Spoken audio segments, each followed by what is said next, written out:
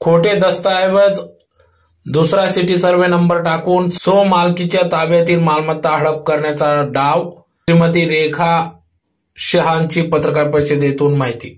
धुळे शहरातील 1466/1 ही मालमत्ता श्रीमती रेखा शहा यांच्या पतीच्या नावे होती।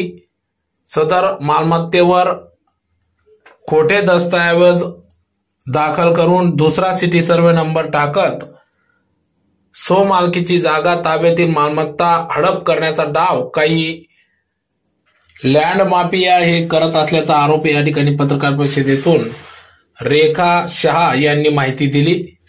याबरोबरच संजय मुंदडा यांनी देखील माहिती दिली। तर या प्रसंगी या ठिकाणी 1466/1 ही जागा मिळकत ही श्रीमती रेखा शहा यांच्या मालकीची असून सदर जागेवर प्रदीप शहा यांची मिळकत नसताना त्यांच्या नावाचे कागदपत्र, बनावट कागदपत्र परस्पर तयार करून विकत घेतली असल्याचा आरोप या ठिकाणी लँड माफिया यांच्या विरोधात, ज्यात प्रामुख्याने सुधाकर नाना जाधव, चेतन मंडोरे, कबाडे या तीनही व्यक्तींनी परस्पर विकत घेतले असल्याचा आरोप या ठिकाणी पत्रकार परिषदेतून रेखा शहा यांनी केला असून मनाई हुकूम असताना मिळकत विकत घेतली असून जिल्हाधिकाऱ्यांनी या गोष्टीला स्थगिती दिली असल्याचे देखील त्यांनी सांगितलं। तर सदर या जिल्हाधिकाऱ्यांच्या स्थगितीच्या आदेशाला उल्लंघन करून सदर जागेचं परस्पर विक्री करून विकत घेतली असल्याचे समजते। तर जिल्हा मुद्रांक अधिकारी यांची स्वाक्षरी नसताना नावे कशी झाली असा देखील प्रश्न या ठिकाणी श्रीमती रेखा शहा यांनी पत्रकार परिषदेतून उपस्थित केला आहे। तुम्ही आले, तुम इस पत्रकार परिषद में आने के लिए आपका आभार हूँ। और मेरा नाम रेखा योगेश शाह है और मेरे मिस्टर का नाम योगेश निमिचंद शाह है और मैं इस दुनिया की बहू हूँ और नगर सेठ की बहू हूँ। और मेरे पति योगेश निमिचंद शाह का स्वर्गवास 17 सितंबर 2024 को हुआ है। अभी 6 महीने हुए हैं। अनेक देने के लिए पंचायत में मेरी सुनती सेठ प्रदीप हीरालाल शाह मेरे जेठ है और इस सासू पति एवं सासू की संपत्ति हड़पने का प्रयास करते हैं।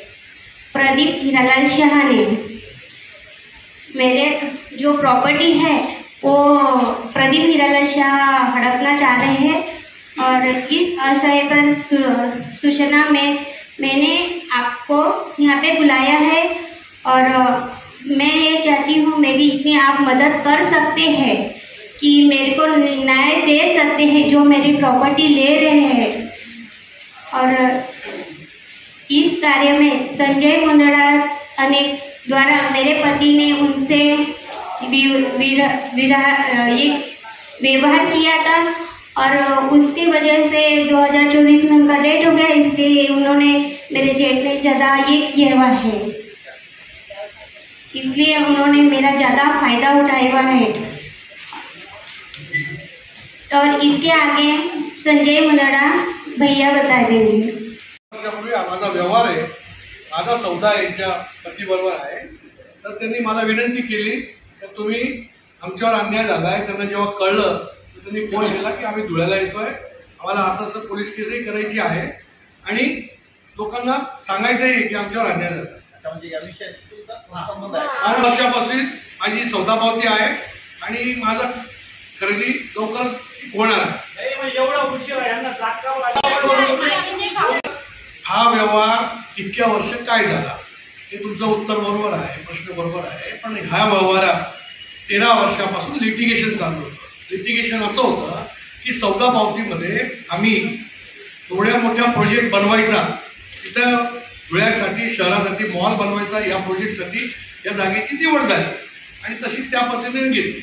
पण यांच्या परिवाराकडनं, कारण की हे जवळपास आता 12-13 वर्ष झाले आपल्याला शिफ्ट होऊन गेले, इथंच राहत होते पूर्वी, जिथं इथं राहत होते तेव्हाच व्यवहार झाला, नंतर ते शिफ्ट झाले आणि यांचं सर्व कारभार यांच्या परिवारातले काही सदस्य बघत होते। पण त्या व्यवहारातल्या सौदा पावतीतल्या व्यवहाराचा त्यांनी पूर्तता न केल्यामुळे मला नाईलाजाने कोर्टात जावं लागलं आणि कोर्टात गेल्यामुळे कोर्टाने त्याच्यावर न्याय हुकूम दिला, मलाही हुकूम दिला, सगळं झालं.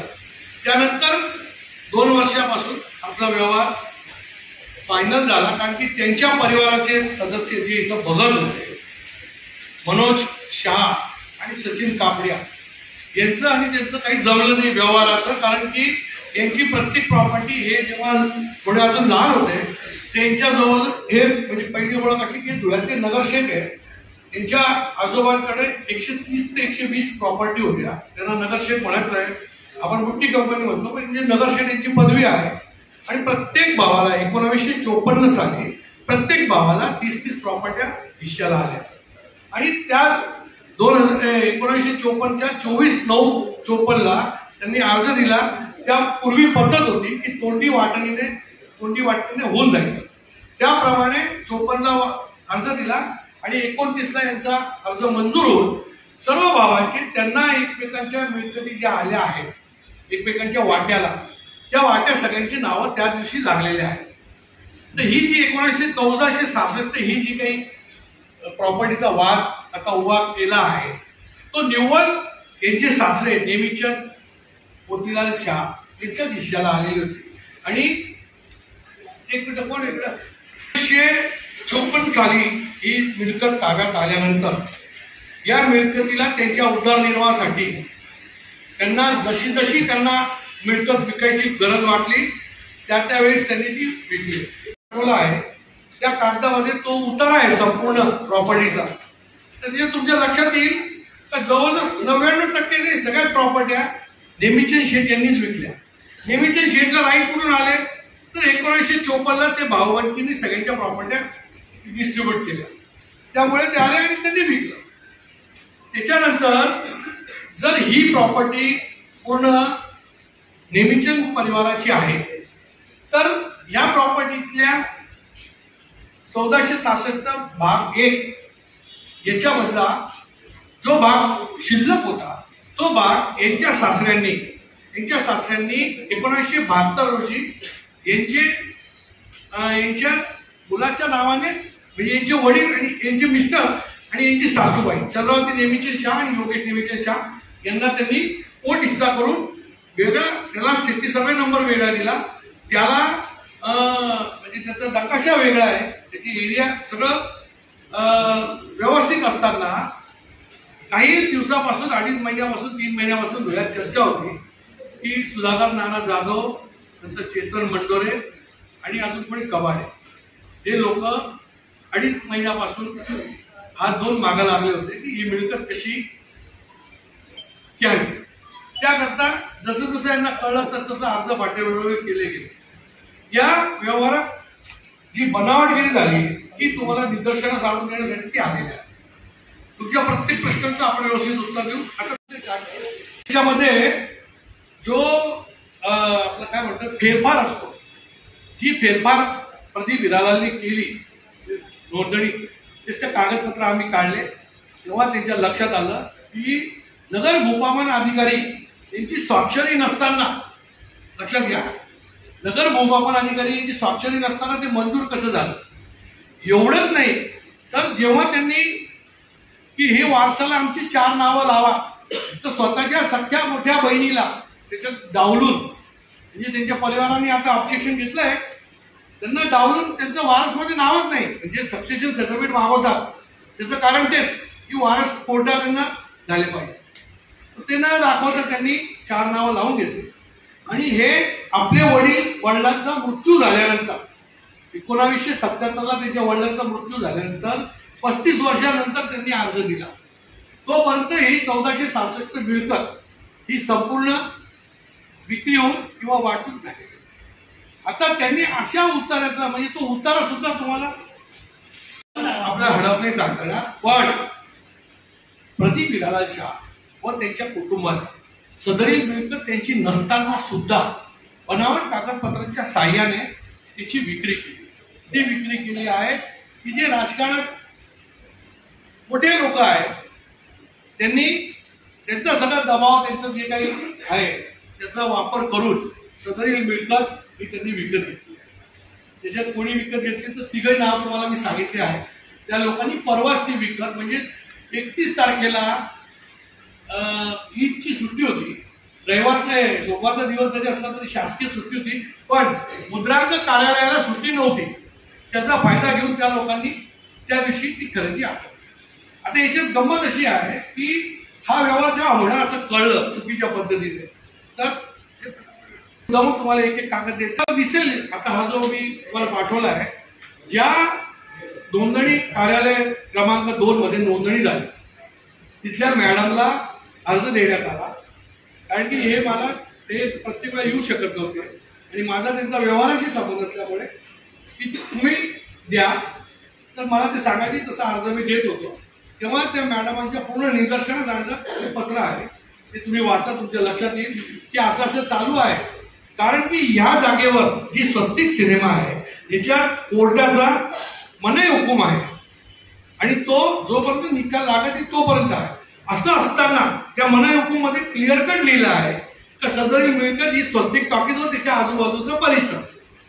असं असताना मनाई हुकूम चालू असताना दुसरं असं की ज्या मिळकतीच्या द्वारे त्यांनी मिळकत विकत घेतली ते 1466(1) 1466(1) वर आजही जिल्हाधिकाऱ्यांची स्थगिती आदेश आहे.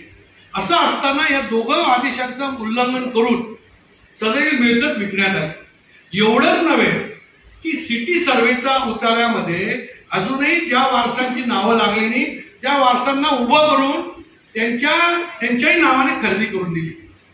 अजून त्यांची नावही लागली नाही मिळकत कार्डावर नाव लागल्यानंतर खरेदी होते. अजून ती प्रोसिजर आहे आणि त्याच्यावर ऑब्जेक्शन आलेलं आहे.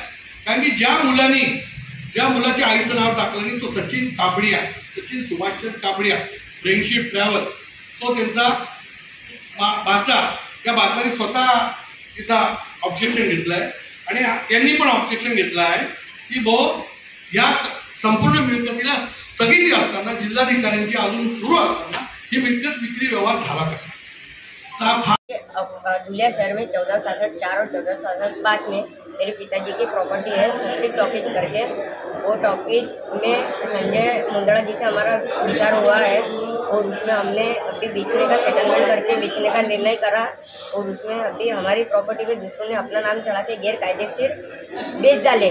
और उसमें भी अब कौन मिले हुए क्या मिले हुए बहुत उसमें पॉलिटिकल वगैरह लोग मिले हुए हैं, तो उसकी आप चौकसी करिए और हमारा आवाज़ उठाइए.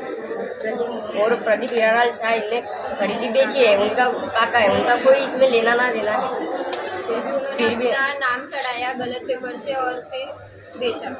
हम इन्हें क्या बोल बनावट डॉक्यूमेंट के जो कर रहे हैं प्रशासन ने इसकी कड़क से कड़क कार्रवाई करने होना मेरे हिसाब से, तो क्योंकि इस पे पहले से ही हमारे पिताजी का नाम है. अब पिताजी चले बाद इसमें बहुत हमको दिक्कत आ रही है, दम दाटे भी बहुत हो रही है, तो प्रशासन में इसमें हमारी बहुत मदद करनी होगी.